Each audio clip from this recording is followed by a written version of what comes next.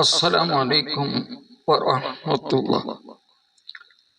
സഹറത്തുൽ ബയാൻ എന്ന വാട്സാപ്പ് കൂട്ടായ്മയിൽ വരുന്ന ഇസ്ലാമികമായ ചോദ്യങ്ങളുടെ മറുപടികളാണ് ഈ ചാനലിൽ ഉണ്ടായിരിക്കുക. സാധാരണ ആളുകൾക്ക് വളരെ ഉപകാരപ്പെട്ട അറിവുകൾ ലഭിക്കുന്ന ഒരു ചാനൽ ആണ്. സംശയങ്ങൾ 98 46 47 96 14 എന്ന നമ്പറിൽ വോയിസായി വാട്സപ്പിൽ ചോദിക്കാവുന്നതാണ്. ഇപ്പോൾ നമ്മുടെ ഈ ഗ്രൂപ്പിൽ വന്ന ഒരു ചോദ്യം നമുക്ക് കേട്ടു നോക്കാം. അസ്സലാമു അലൈക്കും വറഹ്മത്തുള്ളാഹി വബറകാതുഹു. ഉസ്താദെ, ഞാൻ സയ്യിദ് ഫളൽ തൂവൂര്. എനിക്കൊരു സംശയമുണ്ട്. തഹജ്ജുദ് നിസ്കാരം സ്ഥിരമായിട്ട് നിസ്കരിച്ചു കൊണ്ടിരിക്കുന്ന ഒരാള് ഒരു ദിവസം നിസ്കരിക്കാമെന്ന് നമ്മള് ഉറക്കപ്പെട്ടു പോയി.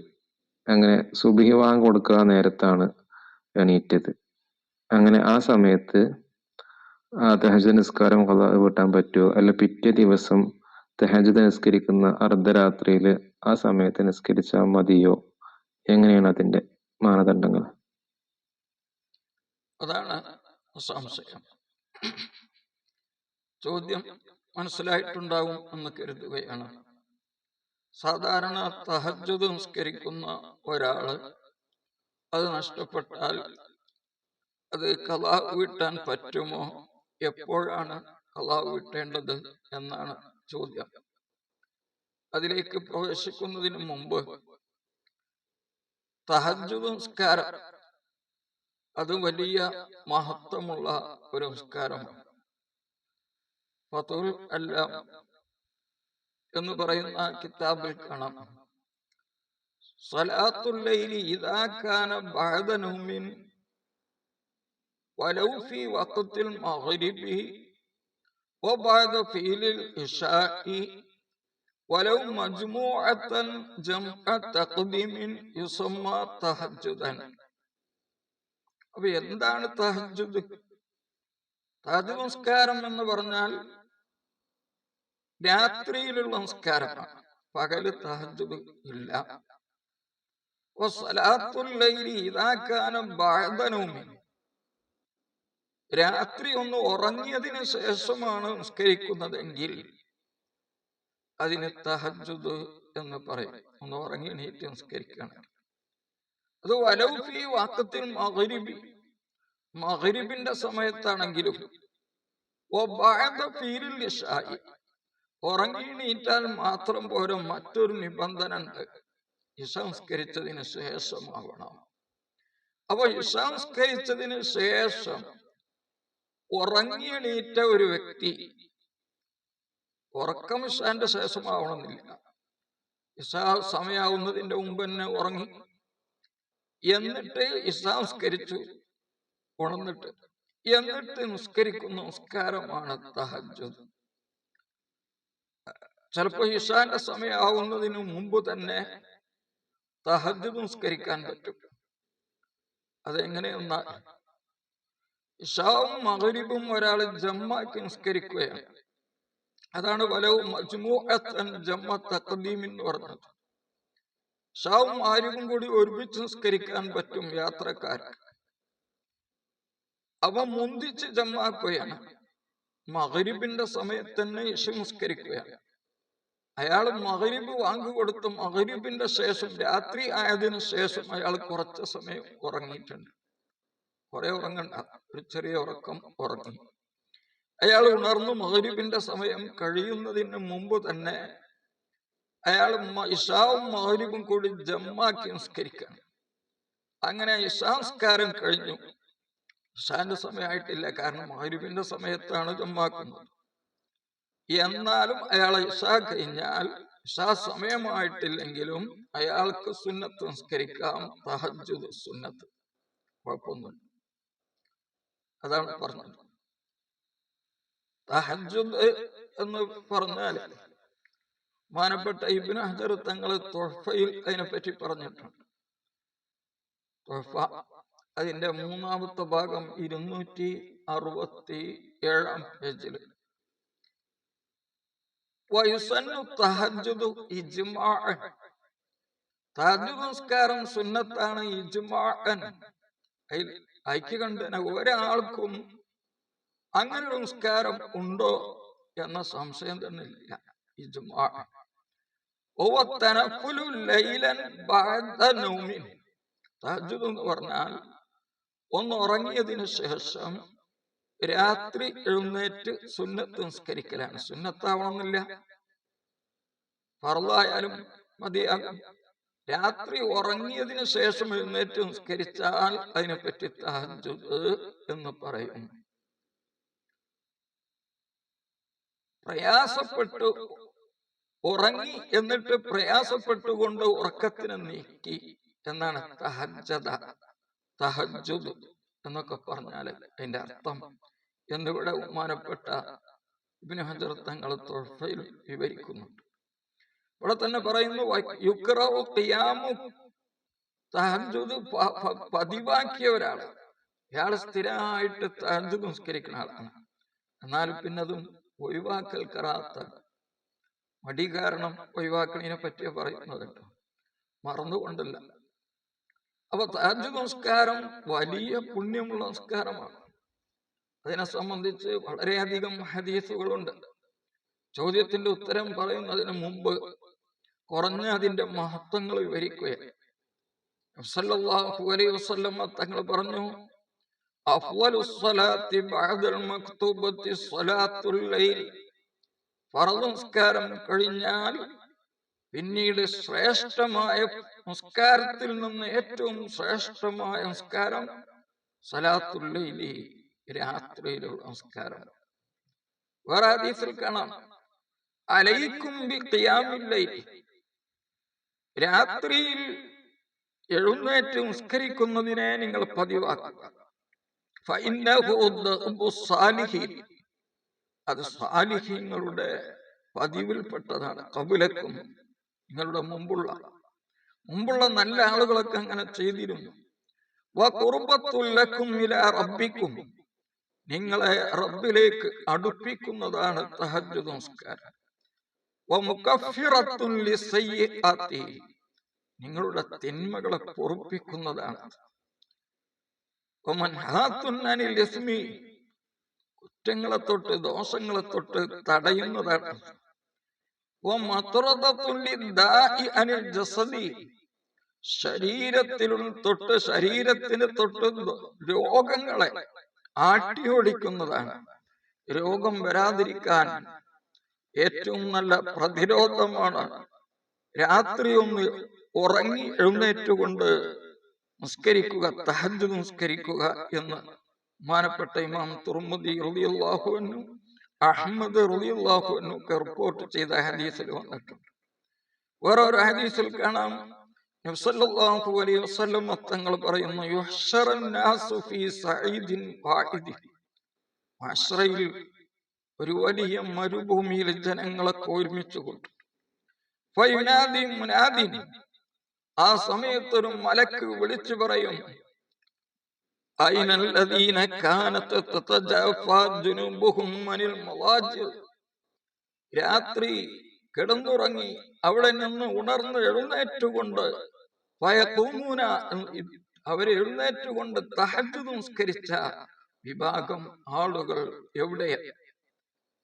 ഫയഖൂമൂന, അപ്പോൾ മഹ്ശറയിൽ നിൽക്കുന്ന വളരെയധികം ആളുകളുടെ കൂട്ടത്തിൽ നിന്ന് കുറഞ്ഞ ആളുകൾ വരും. വഹും ഖലീലുൻ, അവർ വളരെ കുറവായിരിക്കും. ഫയദ്ഖുലൂനൽ ജന്നത ബിഗൈരി ഹിസാബ്, ഒരു കണക്ക് ചോദ്യവും കൂടാതെ, ഹിസാബില്ലാതെ സ്വർഗത്തിലേക്ക് അവർക്ക് പ്രവേശിക്കാൻ പറ്റും. അല്ലാഹ് കൂട്ടത്തിൽ നാം എല്ലാവരെയും ഉൾപ്പെടുത്തട്ടെ. വേറെ ഒരു ഹദീസിൽ കാണാം, അസ്മാ ബിൻതി യസീദ്, ബഹുമാനപ്പെട്ട അസ്മാ ബീവി റിപ്പോർട്ട് ചെയ്തു, അന്ന തഹജ്ജുദ യശ്ഫഉ ഫീ സാഹിബിഹി വഅഹ്ലി ബൈതിഹി, തഹജ്ജുദ് നിസ്കാരം അല്ലാഹുവിനോട് ശഫാഅത്ത് ചെയ്യും, അത് നിസ്കരിച്ച ആൾക്ക് വേണ്ടി. വഅഹ്ലി ബൈതിഹി, ആ ആൾ ജീവിക്കുന്ന ആ വീട്ടിലെ കുടുംബത്തിന് വേണ്ടിയും അത് അള്ളാഹുവിനോട് ശഫാഅത്ത് ചെയ്യും എന്നാണ്. അപ്പൊ ശരീരത്തിലുണ്ടാകുന്ന രോഗത്തെ പ്രതിരോധിക്കാൻ, നമ്മിൽ നിന്ന് വരുന്ന തെറ്റുകളെയൊക്കെ പൊറുപ്പിക്കാൻ വളരെയധികം ഉപകാരമുള്ള, അത് ഒരു പുണ്യമുള്ള നിസ്കാരമാണ് തഹജ്ജുദ് നിസ്കാരം. വയഹ്സുലു ബിൻ നഫ്ലി, അത് സുന്നത്ത് നിസ്കരിച്ചാലും അതിന്റെ പ്രതിഫലം ലഭിക്കും. തഹജ്ജുദ് എന്നൊന്നും കരുതാതെ തന്നെ രാത്രി ഒന്ന് ഉറങ്ങി എഴുന്നേറ്റുകൊണ്ട് സുന്നത്ത് നിസ്കരിച്ചാൽ മതി. വലവും മുഅക്കത്തന്, സമയം നിർണയിക്കപ്പെട്ട സുന്നത്താണെങ്കിലും, ഇശാന്റെ ശേഷമുള്ള സുന്നത്താണെങ്കിലും, വിത്ർ നിസ്കാരമാണെങ്കിലും, ഫർള് നിസ്കാരമാണെങ്കിലും, അത് ഖളാ ആയ നിസ്കാരം ഖളാ കിട്ടിയാലും ഒക്കെ ഈ സുന്നത്ത് തഹജ്ജുദ് നിസ്കരിക്കുക എന്ന പുണ്യം ലഭിക്കും. ഒരു ഹദീസിൽ കാണാം, തഹജ്ജുദ് നിസ്കാരത്തിന് വേണ്ടി ഉണരുക എന്നത് തന്നെ പുണ്യമാണ്. റഹിമല്ലാഹു റജുലൻ, ഒരു പുരുഷനെ അല്ലാഹു തആല അനുഗ്രഹിക്കട്ടെ. ഖാമ മിനൽ ലൈലി, നബി സല്ലല്ലാഹു അലൈഹി വസല്ലം തങ്ങൾ പറയുകയാണ്, അയാൾ രാത്രി എഴുന്നേറ്റു. ഫസല്ല, അയാൾ നിസ്കരിച്ചു. വഅയ്കല ഇംറഅതുഹു, ഭാര്യയെ വിളിച്ചുണർത്തി. ഫസല്ലത്ത്, അവളും നിസ്കരിച്ചു. ഫൈൻ അബത്, ഇനി അവൾ വിളിച്ചിട്ട് ഉണരുന്നില്ലെങ്കിൽ, നളഹ ഫീ വജിഅൽ മാഅ, അവളുടെ മുഖത്തേക്ക് അല്പം വെള്ളം കുടഞ്ഞുകൊണ്ട് ഉണർത്തി.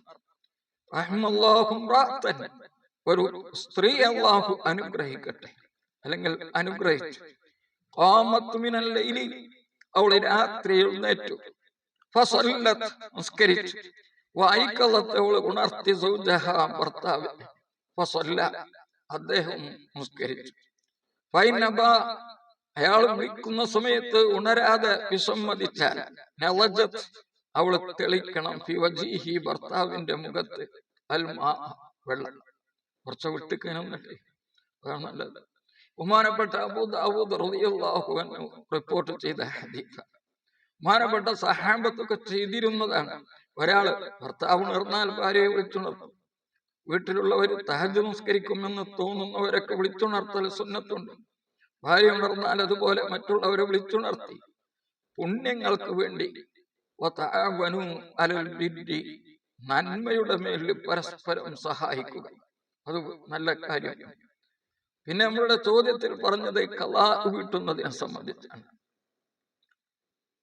ബഹുമാനപ്പെട്ട അശ്ശിയത്തുൽ കുബ്ര എന്ന് പറയുന്ന കിതാബ്, ആ കിതാബിന്റെ 2-ാം ഭാഗം 73-ാമത്തെ പേജിൽ കാണാം. വയംബഗി ലിമൻ ഫാതഹു വിർദുഹു, ഒരാൾ പതിവായി ചെയ്യുന്ന ഒരു ആരാധന, ഇബാദത്ത് നഷ്ടപ്പെട്ട ആൾക്ക് അത്യാവശ്യമാണ്. വലോ ഗൈറ സലാത്തിൻ, നിസ്കാരം അല്ലെങ്കിൽ പോലും, നിസ്കാരമാണെങ്കിലും എന്തായാലും വേണം, നിസ്കാരം അല്ലെങ്കിലും, അയതദാറകഹു ഫീ വഖ്തിൻ ആഖർ, ഒരു വേറൊരു സമയത്ത് ആ നഷ്ടപ്പെട്ടതായ ആരാധനയെ അയാൾ ഖളാ വിട്ടൽ, അയാളത് ചെയ്യൽ. ഖളാ എന്ന പദം ഉപയോഗിക്കാത്തത്, അത് ഉപയോഗിച്ചിട്ടില്ലെങ്കിലും അയതദാറകഹു ഫീ വഖ്തിൻ ആഖർ, ഇതിന്റെ സമയമല്ലാത്തൊരു സമയമാകുമ്പോ ഖളാ ആയി, അതിനെ ഖളാ വിട്ടുക എന്നത് അത്യാവശ്യമാണ്. ലിഅല്ലാ തമീല നഫ്സുഹു ഇല ദഅത്തി വറഫാഹിയത്തി, അയാളുടെ ശരീരം ഈ തഹജ്ജുദിനെ തന്നെ ഒഴിവാക്കിക്കൊണ്ട് റെസ്റ്റിലേക്കുള്ള ഒരു ആഗ്രഹം ശരീരത്തിന് ഉണ്ടാവാതിരിക്കാൻ, ഇനി ആ തഹജ്ജുദ് വേണ്ട എന്നൊരു ചിന്ത വരാതിരിക്കാൻ ഖളാ വിട്ടൽ അത്യാവശ്യമാണ്. ഇങ്ങനെ ഖളാ വിട്ടുമ്പോൾ ഏതെങ്കിലും ഒരു സമയത്ത് എന്ന് പറഞ്ഞു, ഫീ വഖ്തിൻ ആഖർ, അത് രാത്രിയായാലും വളരെ നല്ലതാണ്. രാത്രി സൗകര്യപ്പെട്ടില്ലെങ്കിൽ പകലാവാം, ഏറ്റവും രാവിലെ ആയാൽ വളരെ നല്ലതാണ്. കാരണം പുണ്യമായ കാര്യങ്ങൾ ഒരാൾക്ക് നഷ്ടപ്പെട്ടാൽ അയാള് അതിനെ വീണ്ടെടുക്കാൻ വേണ്ടി പറഞ്ഞ സമയത്തിൽപ്പെട്ട ഒരു സമയമാണ് നന്ന രാവിലെ. സുബഹി നിസ്കരിച്ച ഉടനെ, സുബഹിന്റെ മുമ്പൊക്കെ ആയാല് രാത്രിയുടെ ഏറ്റവും മഹത്വമുള്ള സമയമായി. ഇനി സാധിച്ചില്ലെങ്കിൽ അത് ഉച്ച സമയത്തും. നിസ്കാരം പ്രത്യേകിച്ച് കറാഹത്തുള്ള പാടില്ലാത്ത കുറെ സമയങ്ങളുണ്ട്. ആ സമയങ്ങളിലും നഷ്ടപ്പെട്ടത് നിസ്കരിക്കാം, നഷ്ടപ്പെട്ട ഫർള്, സുന്നത്ത്, അങ്ങനെയുള്ളതൊക്കെ. പക്ഷെ അങ്ങനെയൊന്നും അല്ലാത്ത സമയത്ത് തന്നെ, പകലിൽ നിന്ന് വിരോധിക്കപ്പെട്ട സമയമല്ലാത്ത ഏത് സമയത്തും, രാത്രിയായാൽ അത് ഏറ്റവും നല്ലത്. ഇനി പകലും രാത്രിയോ എപ്പോഴാണോ സൗകര്യം കിട്ടിയത്, നമ്മൾ ചെയ്തുകൊണ്ടിരിക്കുന്ന ഒരു ആരാധന നമുക്ക് നഷ്ടപ്പെട്ടാൽ അത് ഖളാ വിട്ടൽ, പതിവായി ചെയ്തുകൊണ്ടിരിക്കുന്നതാണെങ്കിൽ ഖളാ വിട്ടൽ സുന്നത്തുണ്ട്.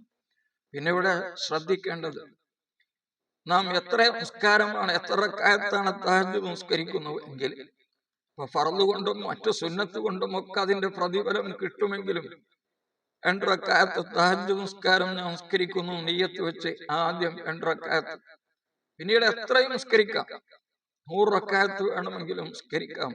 പക്ഷെ പതിവായി ചെയ്യുന്ന ഇബാദത്ത് ഉപേക്ഷിക്കാൻ പാടില്ല.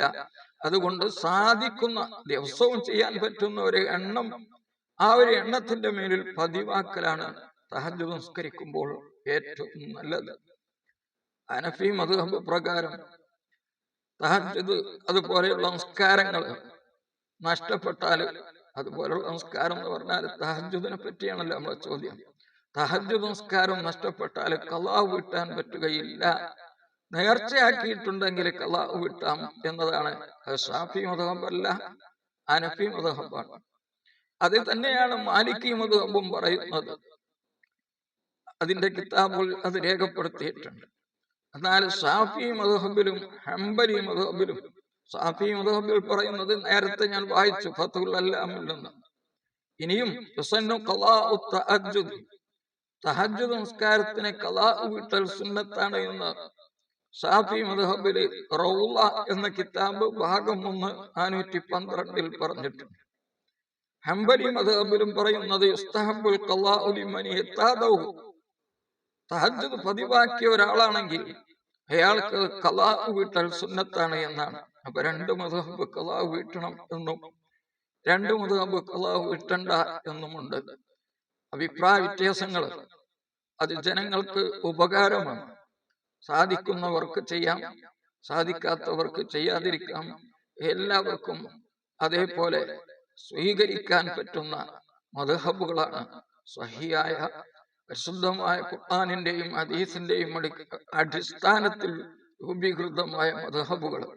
അല്ലാഹു സുബ്ഹാനഹു വ തആല പുണ്യകർമ്മങ്ങൾ വർദ്ധിപ്പിച്ച് നമ്മുടെ തറവാടായ സ്വർഗത്തിലേക്ക് എത്തിപ്പെടാൻ നമുക്കൊക്കെ അല്ലാഹു തൗഫീഖ് പ്രദാനം ചെയ്യട്ടെ. പല പ്രയാസമുള്ളവര് കമന്റ് ചെയ്ത് പ്രയാസങ്ങളാണ് എന്നറിയിച്ചിരുന്നു. എല്ലാ പ്രയാസങ്ങളും അല്ലാഹു നീക്കി അവർക്കൊക്കെയും സന്തോഷവും റാഹത്തും നൽകട്ടെ. അസ്സലാമു അലൈക്കും വറഹ്മത്തുള്ളാഹി വബറകാതുഹു.